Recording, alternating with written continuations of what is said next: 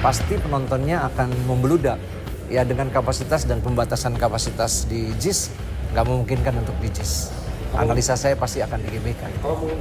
Sementara pertandingan lawan Persib, Persebaya itu pasti di atas 70.000 yang hadir. We need to find first 11, so we need time to prepare.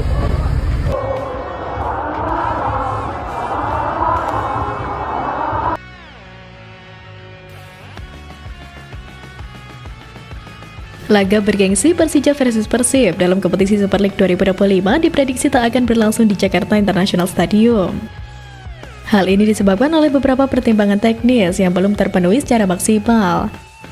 Direktur I-League Ferry Paulus menyebut stadion megah itu belum ideal menggelar laga besar seperti Persija versus Persib.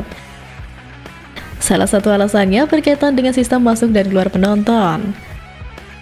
Meski Jakarta International Stadium memiliki kapasitas hingga 82.000 orang, menurut Ferry Paulus hanya sebagian kecil yang dapat digunakan untuk pertandingan.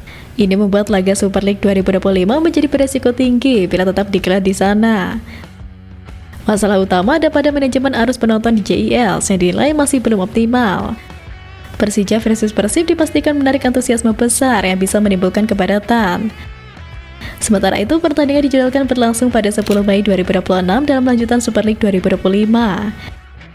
Namun hingga kini kepastian venue masih belum final.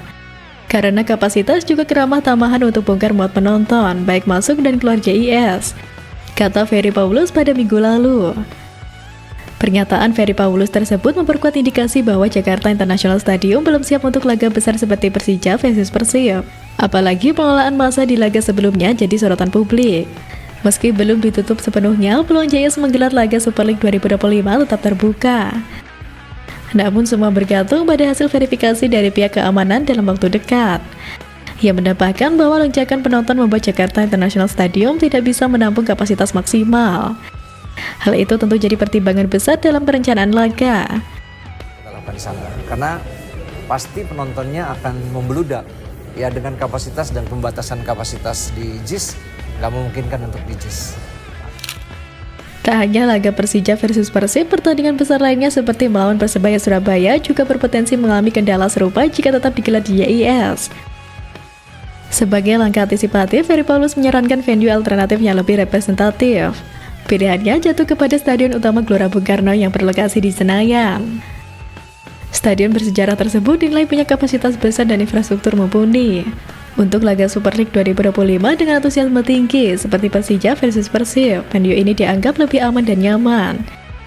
Dalam konteks Super League 2025, I-League ingin memastikan setiap laga berjalan tanpa hambatan logistik maupun teknis, termasuk menghindari kepadatan penonton yang bisa berujung insiden.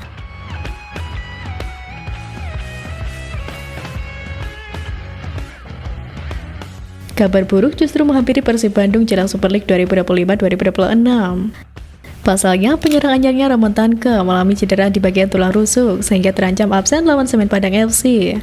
Persib Bandung memang akan mulai perjuangan di Super League 2025-2026 melawan Semen Padang pada laga pekan pertama di Stadion Gelora Bandung Lautan Api Bandung pada Sabtu 9 Agustus. Ini memang menjadi pertandingan pertama resmi Persib untuk memulai kompetisi. Akan tetapi, jelang awal penting ini, kabar buruk justru menghampiri tim asuhan Bojan Hondak. Ini karena penyerang anyar Persib, Ramon Tanke mengalami cedera di bagian tulang rusuk saat menjalani uji coba melawan Western City Wanderers FC di Stadion Gelora Bandung Lautan Api pada Sabtu lalu. Pertandingan itu memang berakhir 1-0 untuk kemenangan Maung Bandung.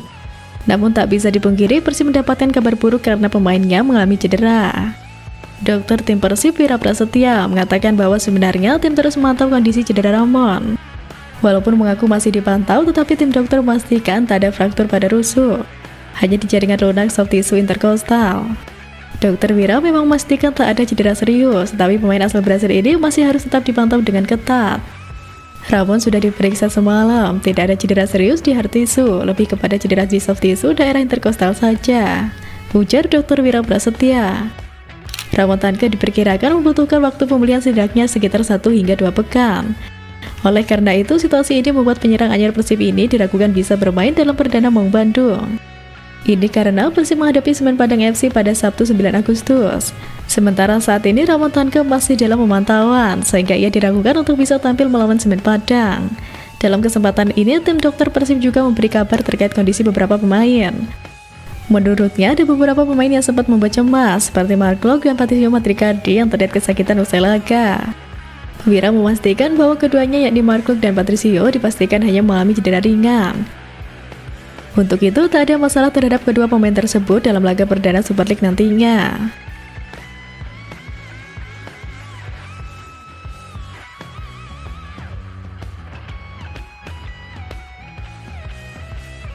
Big match Persija Jakarta versus Persib Bandung dipastikan digelar di ujung putaran 1 dan 2 pada Super League 2025-2026. Penyebabnya pun terungkap. Direktur Utama I-League Ferry Paulus menyampaikan bahwa pihaknya telah merumuskan jadwal sematang mungkin. I-League selaku operator kompetisi telah merilis jadwal lengkap Super League 2025-2026. Hal ini bertujuan agar kompetisi berjalan kompetitif. Kompetisi sepak bola kasta tertinggi Indonesia itu akan dimulai pada 8 Agustus 2025 dan berakhir pada 23 Mei 2026. Terdapat satu hal yang menarik dalam jadwal kompetisi musim depan. Duel Persija Jakarta melawan Persib Bandung digelar di pekan-pekan akhir putaran pertama dan kedua. Pada putaran 1, Persib Bandung akan bertindak sebagai tuan rumah terlebih dahulu. Tim berjuluk Maung Bandung itu akan menjamu Persija Jakarta pada 11 Januari 2026, alias pekan ke-17 atau pekan akhir putaran pertama. Kemudian di putaran kedua, giliran Persija Jakarta yang akan menjamu Persib Bandung pada pekan ke-32 atau pada 10 Mei 2026. Laga itu berlangsung 3 pekan menjelang kompetisi berakhir. Tentunya situasi tersebut membuat beberapa pihak bertanya-tanya. Mengapa I-League menaruh laga yang penuh akan gengsi tersebut digelar di pekan-pekan terakhir putaran pertama dan kedua Super League 2025-2026? Terkait hal itu, Ferry menjelaskan bahwa jadwal kompetisi musim 2025-2026 berbeda musim-musim sebelumnya. Menghadirkan duel klasik seperti Persija Jakarta versus Persib Bandung di pekan-pekan terakhir dirasa akan menarik penonton. Lah iya kalau Persija bisa bersaing di papan atas, lah kalau seperti musim lalu yang angin-anginan. Keputusan ini juga dirasa memberi kesan menganak emaskan Persija dan Persib. I-League harus netral dan menganggap semua laga penting. Jangan sampai hanya demi satu kepentingan harus mengorbankan tim-tim Indonesia lain. Memang di dalam penetapan jadwal ini berbeda dengan yang lalu. Sekarang ini bisa dibilang nggak ada lagi penetapan untuk menghadirkan pertandingan-pertandingan di ujung-ujung pertandingan, ucap Ferry Paulus. Apalagi kalau kita lihat kemarin ada beberapa poin yang baik untuk bisa menjadi tontonan yang paling menarik di penghujung pertandingan, sambungnya. Namun begitu, Ferry menegaskan bahwa jadwal Super League 2025-2026 telah dibuat sematang mungkin. Kompetitif menjadi aspek utama dalam dasar penetapan jadwal. Oleh karena itu, kita memang membuat jadwal itu sekompetitif mungkin sampai di ujung pertandingan dengan tim-tim yang betul-betul akan ketat dan di pertandingan-pertandingan di belakang, terangnya. Sebagai informasi, pertandingan Super League 2025-2026 berhenti ketika FIFA Matchday yang hadir 4 kali sepanjang liga digelar. Selain itu, I-League juga akan meliburkan kompetisi pada saat SEA Games 2025. Ajang tersebut akan digelar pada 3-20 Desember 2025.